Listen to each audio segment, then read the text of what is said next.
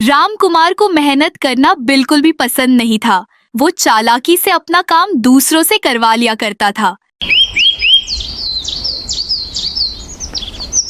उसकी पत्नी उससे बड़ी परेशान थी। अरे कब तक सोते रहोगे? अब तो दोपहर भी हो गई है। खेत में काम नहीं करना है क्या? मुझे काम करने की क्या जरूरत थी? हाँ, तुम्हें काम करने की क्या जरूरत? तुम्हारे पास तो मैं हूं ना काम करने के लिए। सारा समय, सारा काम तो मैं ही कर दूंगी। तुम तो ऐसे गुस्सा कर रही हो जैसे मैंने तुमसे काम करने को कहा हो। तुम बिल्कुल काम मत करो, कोई भी दिक्कत नहीं है। तुम देखना कैसे मैं दूसरों से काम करवा लूंगा। हे भगवान, क्या किया जाए इस आदमी का। राम कुमार के पास 4 खेत थे, लेकिन राम कुमार खेती नहीं करता था। उसकी पत्नी ही परेशान होकर आखिरकार खेती करने लगती है। हे भगवान, कैसा आदमी है ये जो अपनी पत्नी की खेती करने पर भी मदद करने नहीं आता। ऊपर से इतनी धूप, क्या ही होगा मेरा आगे।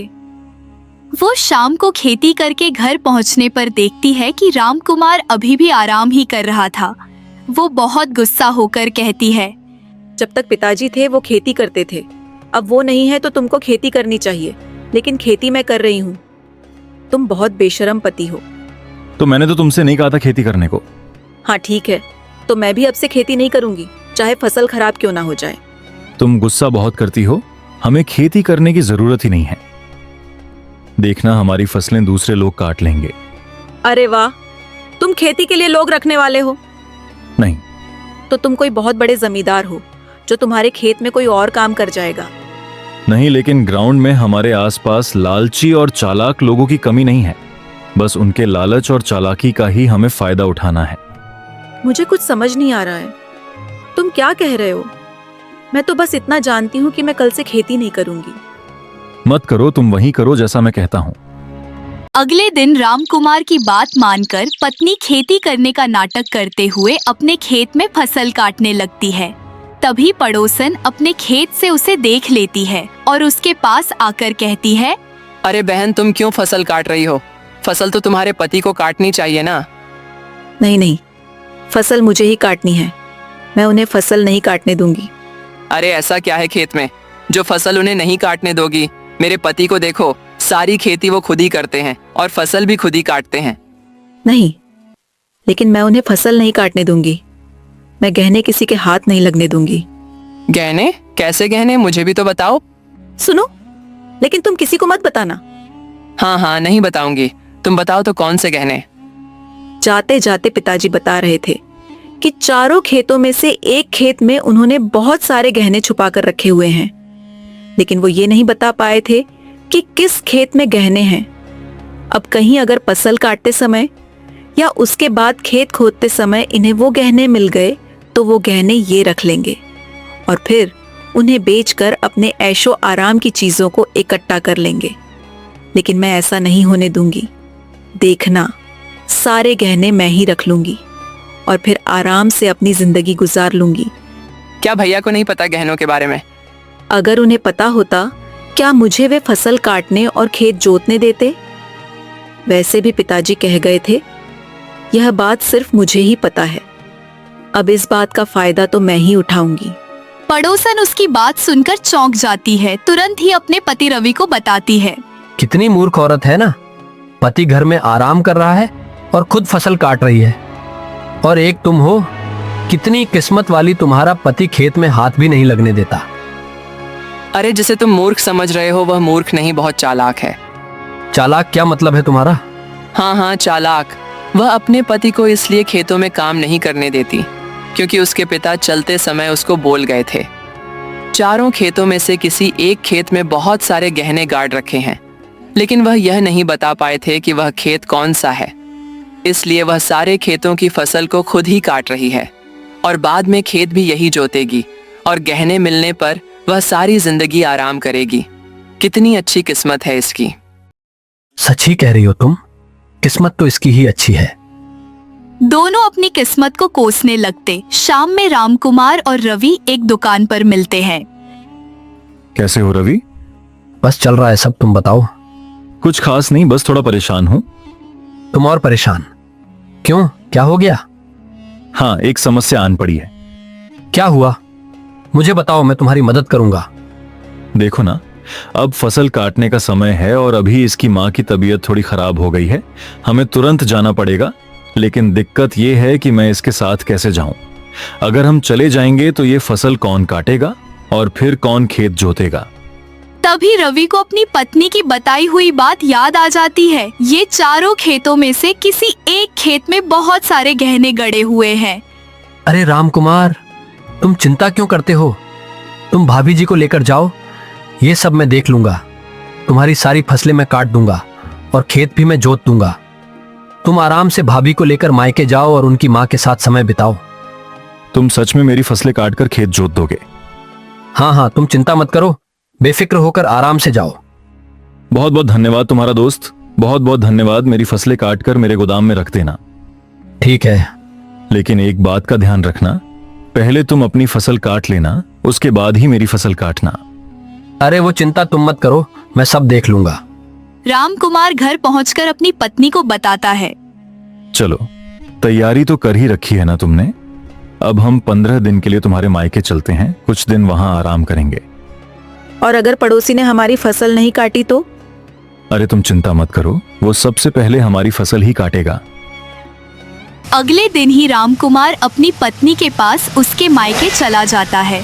उसके जाते ही पड़ोसी को मौका मिल जाता है।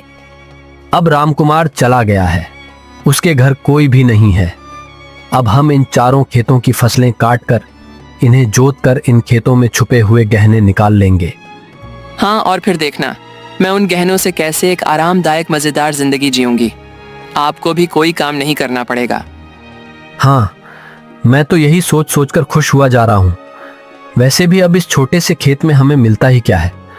राम कुमार के पास 4 खेत हैं, लेकिन हमारे पास तो एक छोटा सा खेत ही है।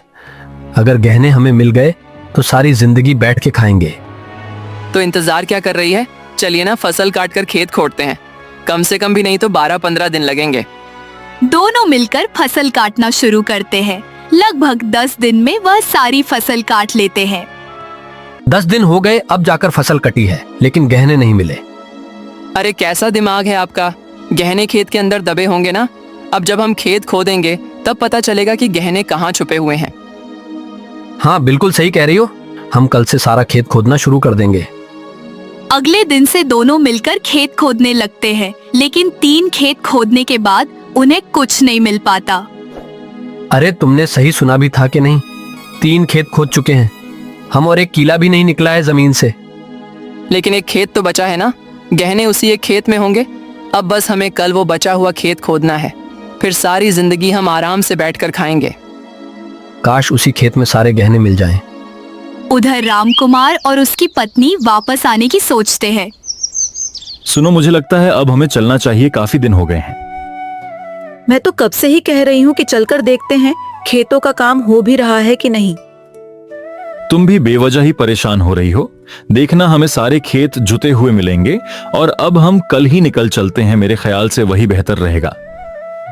रवि और उसकी पत्नी दोनों मिलकर गहनों के लालच में बचा हुआ एक खेत भी खोद देते हैं, लेकिन उन्हें फिर भी कुछ नहीं मिलता।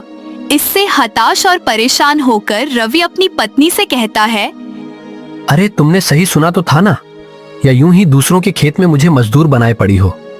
बहुत सारे गहने हैं, बहुत सारे गहने हैं के चक्कर में एक कील भी नहीं निकली इस खेत में से। अरे उसने मुझे यही बताया था, अगर खेतों में गहने नहीं निकले तो इसमें मेरी क्या गलती है। हाँ, तो अब कोई खेत तो नहीं बचा है ना खोदने के लिए, वरना मैं वो भी खोद देता हूँ। आप तो बेवजह ही मुझ पर गुस्सा कर रहे हैं। अगर आपको लग रहा था कि ये बात झूठी है तो मना कर देते खेत खोदने से, लेकिन लालच तो आपके मन में भी था ना। अब मौसम बिगड़ने लगता है। काले बादल छा जाते हैं और बारिश के आसार लगने लगते हैं।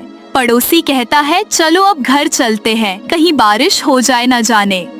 इसी दौरान राम कुमार और उसकी पत्नी घर आ जाते हैं। घर आते ही वो अपने खेतों में से कटी हुई फसल और खुदे हुए खेतों को देखकर बड़े खुश होते हैं। अरे वाह, आपका तरीका तो काम कर गया। पड़ोसी ने सच में हमारी सारी फसल काटकर खेत खोद दिए। अब हमें सिर्फ उन खेतों में बीज डालने हैं। मैं तो पहले से ही जानता था कि वो हमारा सारा काम कर देगा। दोनों बड़े खुश होते हैं। उसी रात तेज बारिश होने लगती है। अब रवि और उसकी पत्नी को अपने खेत की चिंता सताने लगती है। रामकुमार के खेत के चक्कर में हम अपनी फसल काटना तो भूल ही गए। हाँ, अब तो बारिश भी बहुत तेज हो रही है। अगर ऐसे ही रहा तो हमारी सारी फसल खराब हो जाएगी। अब रात में जाकर तो फसल नहीं काट सकते। न जाने ये बारिश कब तक होगी। बारिश सारी रात सारा दिन होती रहती है। लगभग 2-3 दिन तेज बारिश होने के बाद जब बारिश रुकती है तब रवि अपनी पत्नी के साथ जाकर अपने खेत देखता है। उसकी सारी फसल खराब हो चुकी होती है और वो सिर पकड़कर बैठ जाता है। उसकी पत्नी भी बहुत दुखी होती है। हे भगवान, ये क्या हो गया? गहनों के लालच में मेरी सारी फसल खराब हो गई। अब मैं सालों साल क्या करूंगा? मेरी तो पूरी मेहनत बेकार हो गई। मैं भी कैसी मूर्ख थी जो दूसरों की बातों में आ गई। मैं कैसे इस लालच में फंस गई। धन्यवाद रवि, जो तुमने मेरी फसल कटकर गोदाम में रख दी और मेरे खेत भी जोत दिए, वरना कल रात की भारी बारिश की वजह से मेरी सारी फसल खराब हो जाती और मेरा भारी नुकसान हो जाता। तुम्हारे खेतों के चक्कर में मैं अपनी फसल काटना भूल गया। मेरी फसल का नुकसान हो गया। अब ये नुकसान कौन भरेगा? अब इसका मैं कुछ नहीं कर सकता हूं रवि। मैंने तो तुमसे पहले ही कहा था कि तुम पहले अपनी फसल काट लेना, उसके बाद मेरी काटना। रवि रामकुमार की बात याद कर रो पड़ता है। तुम्हारे गहनों के लालच में मैंने अपने साल भर की मेहनत खराब कर दी। कितनी मेहनत से मैंने अपने खेत जोते थे, बीज बोए थे और तब ये फसल हुई थी। लेकिन तुम्हारे गहनों के लालच में मेरा सब खराब हो गया है। रामकुमार उसे संभालते हुए कहता है। रो मत रवि, मैं तुम्हारी मदद करता हूं। तुमने मेरी 4 खेतों की फसल काटी है तो इसलिए मैं अपने एक खेत की फसल का पैसा दे दूंगा ताकि तुम्हारा यह साल बेकार न जाए, परंतु उसके बदले तुम्हें मेरे खेतों में बीज बोने होंगे और सिंचाई भी करनी होगी। रवि रामकुमार की इस बात से राजी हो जाता है और समझ जाता है कि कैसे लालच और चालाकी के चक्कर में उसने अपने ही पैरों में कुल्हाड़ी मार लिए और वो आगे से इन सब में ना पड़ने की कसम खाता है। दोस्तों, ऐसे ही मजेदार स्टोरी के लिए हमारी वीडियो को लाइक और चैनल को सब्सक्राइब जरूर करें। धन्यवाद।